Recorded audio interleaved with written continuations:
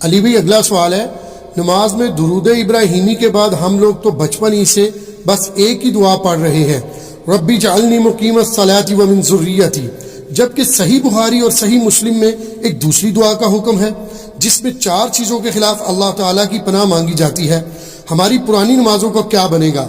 Please کوئی حل ضرور بتا دیں، شکریہ۔ پہلی بات ہے کہ پرانی نمازوں میں تو اپنے بابوں کو روئے نہ جنہوں نے آپ کو ادھورا دین دیا ہے۔ دیکھیں یہ بڑا کریٹیکل مسئلہ ہے، بخاری و مسلم دونوں میں حدیث ہے، نبی علیہ السلام اما عائشہ کہتی ہیں سلام اللہ علیہ اور باقی کئی اصحاب سے حدیث ہے کہ نبی علیہ السلام ہمیں نماز کے تشہد میں 4 چیزوں کے اگینسٹ اللہ کی پناہ مانگنے کا حکم دیتے تھے۔ حکم کے الفاظ تو بڑے سخت ہیں، اور حتیٰ کہ صحیح مسلم میں ایک طریق کے اندر آتا ہے کہ طاؤس تابعی جو عبداللہ ابن عباس کے شاگرد تھے، بخاری مسلم کے حدیثوں کے راوی ہیں، وہ یہ کہتے تھے کہ جو شخص ان 4 چیزوں کے اگینسٹ تشہد میں اللہ کی پناہ نہیں مانگتا تو میرے نزدیک اسے نماز ہی دوبارہ پڑھنی چاہیے۔ اتنی سختی تو بھول چک معاف ہے، پہلے جو کچھ ہو چکا وہ معاف ہے۔ یہ جو ان کی سختی ہے یہ بھی تاکید کے لیے، ویسے تو کوئی تشہد کے بعد درود شریف پڑھ لے تو اس کی نماز کامل ہے، دعائیں سنت میں آتی ہیں، فرائض میں نہیں آتی، لیکن طاؤس تابعی رحمہ اللہ کا یہ موقف تھا، چونکہ نبی الاسلام نے حکم دیا ہے نماز میں پڑھنے کا، اس کو حکمیہ لینا چاہیے۔ تو بخاری مسلم الفاظ ہیں 4 چیزوں کے شر سے، مختلف الفاظ کے ساتھ ہیں، وہ چیزیں 4 ہی ہیں۔ اللہم انی اعوذ بک من عذاب جہنم ومن عذاب القبر ومن فتنة المحیا والممات ومن شر فتنة المسیح الدجال، یعنی جہنم کے اگینسٹ اللہ کی پناہ، عذاب قبر کے اگینسٹ اللہ کی پناہ، زندگی اور موت کے فتنے کے اگینسٹ اللہ کی پناہ، اور دجال جس کا دجل سے ایمان والوں کو اللہ ہی بچائے، آمین ثم آمین، اس کے اگینسٹ اللہ کی پناہ۔ یہ 4 چیزوں کے شر کے اگینسٹ۔ باقی یہ بات صحیح ہے کہ بخاری شریف میں الفاظ ہیں جب تم تشہد میں درود شریف پڑھ چکو اس کے بعد جو چاہو اپنے رب سے مانگو، اس کے تحت صرف یہ دعا نہیں، یہ دعا تو ہے ڈیٹم لیول پہ کمپلسری، اس کے بعد آپ کو جو دعائیں یاد ہیں کتاب و سنت میں عربی زبان کے اندر دعائیں معصورہ ان کو کہتے ہیں، وہ پڑھیں۔ مثلا ایک دعا تو آپ ضرور پڑھیں جو بخاری مسلم دونوں میں کہ نبی علیہ السلام نے، انس بن مالک کہتے ہیں اور کوئی دعا پڑھیں نہ پڑھیں، یہ دعا آپ نے زندگی بھر نہیں کبھی چھوڑی، اللہم ربنا آتنا فی الدنیا حسنہ وفی الآخرۃ حسنۃ وقنا عذاب النار۔ اس سے پرفیکٹ دعا ہی کوئی نہیں ہے۔ اے اللہ مجھے دنیا میں بھی بھلائیاں عطا فرما اور آخرت میں بھی بھلائیاں عطا فرما، اور سب سے بڑی بھلائی آخرت کی کیا؟ وقنا عذاب النار، آگ کے عذاب سے بچا۔ یہ اس سے بڑی کوئی دعا نہیں ہے، اور سب دنیا کے ہر کام کے لیے یہی دعا ہے۔ کسی کی اولاد نہیں ہو رہی تو یہ ہے، کسی کی نوکری کا ایشو ہے یہ ہے، کسی کو بیماری کا ایشو ہے یہ ہے، بھلائی ہے نا۔ اور مسلم شریف میں بڑی پیاری حدیث ہے، ایک صحابی کے بارے میں آتا ہے صحیح مسلم میں کہ وہ اتنے کمزور ہوئے گویا کہ چڑیا کی طرح ان کا ڈھانچہ ہو گیا، تو نبی علیہ السلام ان کی عادت کے لیے گئے، آپ کو اندازہ ہو گیا کہ اس نے کوئی کام ڈالا ہوا ہے۔ آپ فرمایا تو اللہ سے کیا مانگتا ہے؟ اس نے عرض کیا اللہ کے رسول میں تو اللہ سے یہ مانگتا ہوں کہ اے اللہ جو تو نے مجھے آخرت میں عذاب دینا ہے نا دنیا ہی میں دے لے۔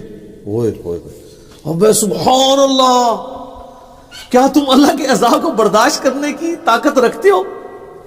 یہ تم کیوں کہہ رہے ہو کہ اے اللہ جو مجھے آخرت میں عذاب دینا دنیا میں دے لے؟ وہ دنیا میں بھی اللہ کا عذاب تو کوئی نہیں برداشت کر سکتا، اور تمہیں تو چاہیے تھا تم دعا کرتے اللہم ربنا آتنا فی الدنیا حسنہ وفی الآخرۃ حسنہ وقنا عذاب النار۔ یا ہم ایسے صوفیاء کہتے ہیں کہ ان کو جوئیں پڑی رہتی تھی، کوئی جو نیچے گرتی تھی پھر اوپر رکھ لیتے تھے۔ یہ گند مند دین نہیں ہے اسلام۔ اسلام میں تو یہ ہے کہ آپ نے اللہ سے بھلائیاں مانگنی ہے، تو نبی علیہ السلام کا بھلائی مانگتے، صحابہ کہتے ہیں اس نے وہ دعا پڑھی، وہ اس طرح صحیح ہو گیا جیسے ایک چوزا جب پیدا ہوتا ہے اس کے بعد میں پر نکل آتے ہیں زندہ ہو جاتا ہے، وہ اس طرح وہ اپنی بیماری سے باہر نکل آیا۔ یہ دعا اپنے تشہد میں پڑھے۔ اچھا ایک اور دعا ہے جو سیدنا ابوبکر نے حضور سے مانگ کے لی ہوئی ہے، دیکھ لیں صحابہ کرام تو مانگتے بھی تھے، تو کیا مانگتے تھے؟ صحیح بخاری میں حضرت ابوبکر نے کہا یا رسول اللہ، یعنی آپ علیہ السلام نے ترغیب دلائی ہے تشہد میں دعاؤں کی، تو مجھے کوئی ایک خاص دعا ایسی دے دیں جو میں پڑھوں۔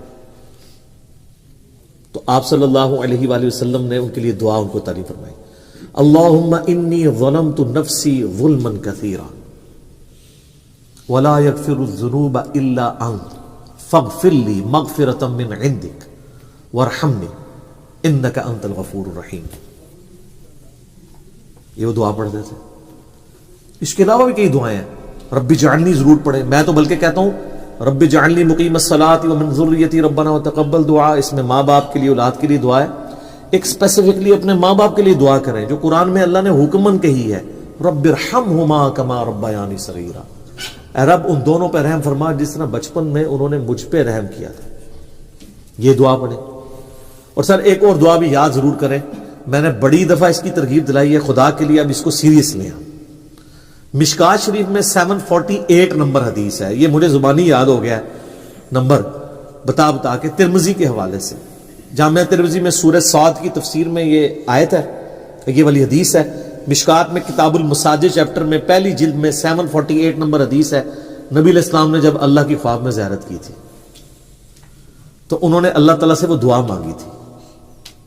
جب نبی علیہ السلام کو اللہ نے کہا مانگ, کیا مانگتا ہے, تو آپ نے کہا اللہم انی اسألک فعل الخیرات وترک المنکرات وحب المساکین وان تغفر لی وترحمنی وَإِذَا أَرَدْتَ فِتْنَةَ فِي قَوْمٍ فَتَوَفَّنِي غَيْرَ مَفْتُونٍ أَسْأَلُكَ حُبَّكَ وَحُبَّ مَن يُحِبُّكَ وَحُبَّ عَمَلٍ يُقَرِّبُنِي إِلَىٰ حُبِّكَ. کیا پرفیکٹ دعا ہے. یہ تشہد میں ضرور پڑھا کریں, بلکہ سجدے میں پڑھا کریں. صحیح مسلم میں حدیث ہے کہ انسان سجدے میں سب سے زیادہ اپنے رب کے قریب ہوتا ہے, لہذا خوب دعائیں مانگا کرو. اور اما عائشہ کے الفاظ ہیں بخاری اور مسلم میں کہ نبی علیہ السلام سجدے اور رکوع دونوں میں ایک دعا مانگا کرتے تھے, سبحانک اللہم وبحمدک, سبحانک اللہم ربنا وبحمدک اللہم اغفر لی. یہ بخاری مسلم میں رکوع اور سجدے کی تسبیحات کے ساتھ یہ بھی مانگتے تھے. ایک تو مسلم شریف میں حدیث ہے نا کہ آپ نے رکوع میں سبحان ربی العظیم پڑھنا ہے اور سجدے میں سبحان ربی الاعلی 3 دفعہ. اس کے بعد بخاری مسلم میں یہ تسبیح بھی ہے. ایک اور تسبیح صحیح مسلم میں سبوح قدوس رب الملائکۃ والروح. اور سجدے میں دعائیں بھی مانگے. اور ایک دعا تو میں نے آپ کو کئی بار بتائی ہے, ہماری کامیابی کا جو راز ہے, اصحاب کہف کی دعا, ربنا آتنا من لدنک رحمتا وہیئ لنا من امرنا رشدا. اے رب ہمیں اپنے پاس سے رحمت عطا فرما اور ہمارے اس کام میں کامیابی کی کو راہ نکال دے. اصحاب کہف کے لیے پھر کیا راہ نکلی ہے سر. وہ معجزہ ان کے ساتھ ہوا ہے جو کسی پیغمبر کے ساتھ بھی نہیں ہوا. حضرت عزیر کے ساتھ بھی 100 سال کا معجزہ ہوا تھا, ان کے ساتھ 300 سال تھا, اور 309 سال قمری اعتبار سے اور شمسی اعتبار سے 300 سال تھا. یہ دعائیں سر اللہ سے مانگیں. اللہ تعالیٰ نہ مانگنے والے سے ناراض ہوتا ہے اور مانگنے والے سے خوش ہوتا ہے. یہ کائنات کا ایسا بادشاہ ہے, بلکہ یہی بادشاہ ہے کہ جو نہ مانگنے والے سے ناراض ہوتا ہے. باقی تو دنیا میں کوئی بادشاہ ایسا نہیں ہے کہ آپ اس سے مانگیں اور بار بار مانگیں اور وہ تنگ نہ پڑے. اللہ کہتا ہے نہیں مانگو گے میں ناراض ہو جاؤں گا. ادعونی استجب لکم, سورۃ المؤمن آیت نمبر 60. اے میرے بندو مجھ سے مانگو میں عطا کروں گا. ان الذین یستکبرون عن عبادتی, جو تکبر کرے گا نا مجھ سے نہیں مانگے گا, میں اسے ذلیل و خوار کر کے دوزخ میں ڈال دوں گا. وَإِذَا سَأَلَكَ عِبَادِي أَنِّي, جب میرے بندے آپ سے پوچھتے ہیں میرے بارے میں تو آپ فرما دیں کہ میں انی قریب, میں بالکل قریب ہوں. اجیب الدعوۃ الداعی اذا دعان, ہر سننے والے کی پکار سنتا ہوں جب وہ مجھے پکارتا ہے. لیکن شرط ہے فلیستجیبوا لی, تم بھی میرا حکم مانا کرو, ولیؤمنوا بی, اور مجھ پہ ایمان لاؤ جیسا کہ حق ہے تاکہ تم کامیاب ہو جاؤ. تو دعائیں یاد کریں, زیادہ سے زیادہ اللہ سے مانگیں. اور سر دعاؤں کے بعد آپ یہ نہ سمجھیں کہ دعا قبول مطلب نہیں ہوگی تو وہ ضائع جائے گی, ٹائم ضائع ہوگا. دعا کبھی بھی ریجیکٹ ہوتی نہیں ہے. دعا وہ عبادت ہے جو ریجیکٹ ہی نہیں ہوتی. جامعہ ترمذی میں مسند احمد میں ہے کہ جب کوئی دعا کرتا ہے وہ کبھی بھی ریجیکٹ نہیں ہوتی مسلمان کی. یا تو جو مانگا وہ دے دیا جاتا ہے, یا اللہ تعالیٰ اس کے اگینسٹ کوئی بہتر نعمت بدل دیتا ہے, یا پھر قیامت کے دن کے لیے اسے ایز اے عبادت سٹور کر دیا جاتا ہے اور پھر اس کا اجر قیامت میں ملے گا. سنن نسائی الکبریٰ میں حدیث موجود ہے نا, جو وضو کے بعد پڑھ لے, سبحانک اللہم وبحمدک اشہد ان لا الہ الا انت استغفرک واتوب الیک, تو اللہ تعالیٰ فرشتوں کہتا ہے بس اس کو سٹوریج میں ڈال دو, اس کا تو اجر اب قیامت میں ملے گا. اتنا بڑا اجر. وضو کے بعد کی ایک یہ دعا بھی ہے جو محفل سے اٹھنے کی دعا بھی ہے, اور جو فرض نماز کے بعد کی بھی دعا ہے اور جو ہمارے گرین کارڈ پہ بھی ڈلی ہوئی ہے. 3 موقعوں پہ یہ دعا ہے.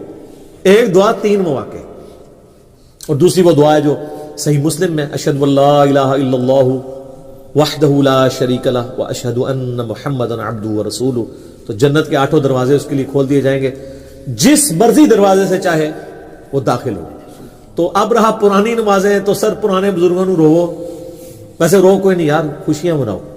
یہاں لوگ پرانی چیزوں کو روتے ہیں. یار آپ شکر نہیں ادا کرتے کہ جن کو آپ اتنا بڑا سمجھتے تھے وہ تو مارے گئے تھے. جو آپ اپنے آپ کو کچھ نہیں سمجھتے تھے, اللہ نے آپ کو کہاں گندے نالے سے اٹھا کے کہاں پر پہنچا دیا. تو بزرگوں کے غم پہ اپنی آخرت کی خوشی کو ترجیح دیں. یہ میرا گولڈن کوٹ لے جائے. بزرگ بابوں کے غلط سکھانے کے غم پہ اور جو ان کے ساتھ ہو رہی ہوگی اس گمراہی پھیلانے پہ, اس کے غم پہ ترجیح دیں اس خوشی کو کہ میں بچ گیا. ٹھیک ہے. یعنی ہمیں لوگ کہتے ہیں نا جی آپ نبی الاسلام کی وفات کا غم کیوں نہیں مناتے؟ سر نبی الاسلام کے آنے کی خوشی اور آپ کے ذریعے جو ہمیں ہدایت اور ہمیشہ کی کامیابیاں جنت کی مل گئی ہیں وہ ان کے جانے کے غم پہ بھاری ہے. اگر غم بھاری ہوتا نا تو صحابہ کرام پھر رومن اور پرشین امپائر نہیں اکھاڑ سکتے تھے, وہ غم ہی لے کے بیٹھ جاتے.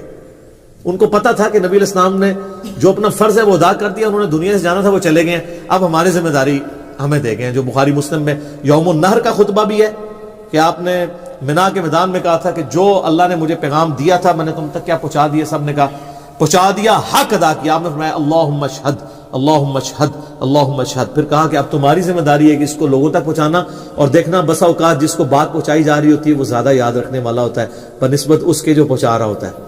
اور محدثین جب یہ حدیث پڑھا کرتے تھے تو کہا کرتے تھے صدق رسول اللہ. اوئے ہائے ہائے, رسول اللہ نے سچ کہا تھا.